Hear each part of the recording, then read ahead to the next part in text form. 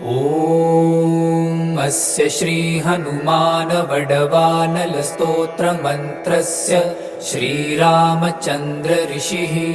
श्री हनुमान वडवानल देवता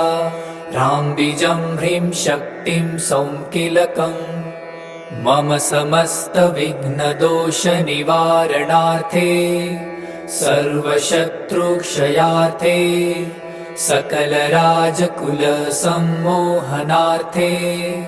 मम समस्त रोग प्रशमनार्थम्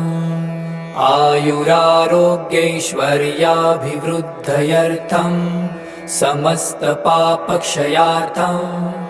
श्री सीतारामचंद्र प्रीत्यर्थं च हनुमद्वडवानल स्तोत्र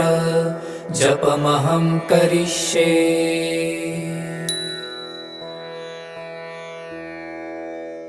ॐ अस्य श्री हनुमान वडवानल स्तोत्र मंत्रस्य श्रीरामचंद्र ऋषिः श्री हनुमान वडवानल देवता राम्बिजं ह्रीं शक्तिं सौंकिलकम् मम समस्त विघ्नदोष निवारणार्थे सर्वशत्रुक्षयार्थे सकल राजकुल सम्मोहनार्थे मम समस्त रोग प्रशमनार्थम् आयुरारोग्यैश्वर्याभिवृद्धयर्थं समस्त पापक्षयार्थं श्री सीतारामचंद्र प्रीत्यर्थं च हनुमद्वडवानल स्तोत्र जपमहं करिष्ये।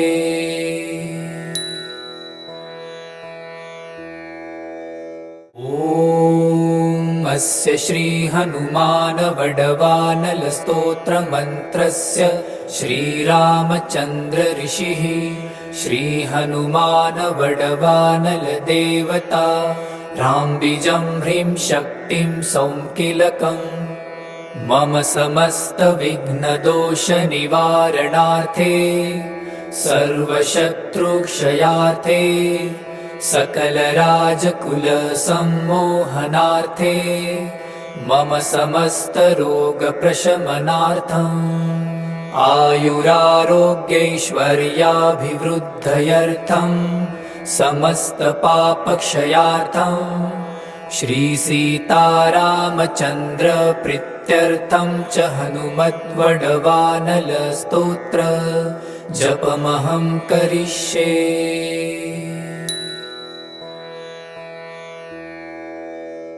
ॐ अस्य श्री हनुमान वडवानल स्तोत्र मंत्रस्य श्रीरामचंद्र ऋषिः श्री हनुमान वडवानल देवता राम्बिजं ह्रीं शक्तिं सौंकिलकम् मम समस्त विघ्नदोष निवारणार्थे सर्वशत्रुक्षयार्थे सकल राजकुल सम्मोहनार्थे मम समस्त रोग प्रशमनार्थम् आयुरारोग्यैश्वर्याभिवृद्धयर्थं समस्त पापक्षयार्थं श्री सीतारामचंद्र प्रीत्यर्थं च हनुमद्वडवानल स्तोत्र जपमहं करिष्ये।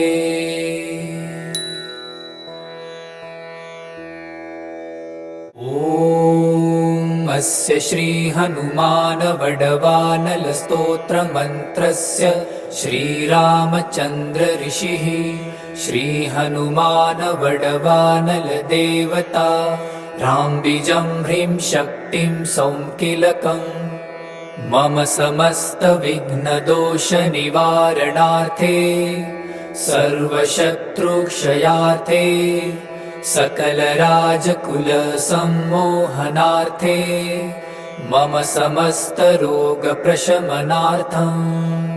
आयुरारोग्यैश्वर्याभिवृद्धयर्थं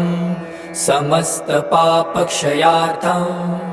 श्री सीतारामचंद्र प्रीत्यर्थं च हनुमद्वडवानल स्तोत्र जपमहं करिष्ये।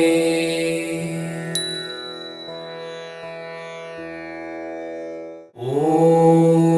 अस्य श्री हनुमान वडवानल स्तोत्र मंत्रस्य श्रीरामचंद्र ऋषिः श्री हनुमान वडवानल देवता राम्बिजं ह्रीं शक्तिं सौंकिलकम् मम समस्त विघ्नदोष निवारणार्थे सर्वशत्रुक्षयार्थे सकल राजकुल सम्मोहनार्थे मम समस्त रोग प्रशमनार्थम् आयुरारोग्यैश्वर्याभिवृद्धयर्थं समस्त पापक्षयार्थं श्री सीतारामचंद्र प्रीत्यर्थं च हनुमद्वडवानल स्तोत्र जपमहं करिष्ये। ॐ अस्य श्री हनुमान वडवानल स्तोत्र मंत्रस्य श्रीरामचंद्र ऋषिः श्री हनुमान वडवानल देवता राम्बिजं ह्रीं शक्तिं सौंकिलकम् मम समस्त विघ्नदोष निवारणार्थे सर्वशत्रुक्षयार्थे सकल राजकुल सम्मोहनार्थे मम समस्त रोग प्रशमनार्थम् आयुरारोग्यैश्वर्याभिवृद्धयर्थं समस्त पापक्षयार्थं श्री सीतारामचंद्र प्रीत्यर्थं च हनुमद्वडवानल स्तोत्र जपमहं करिष्ये।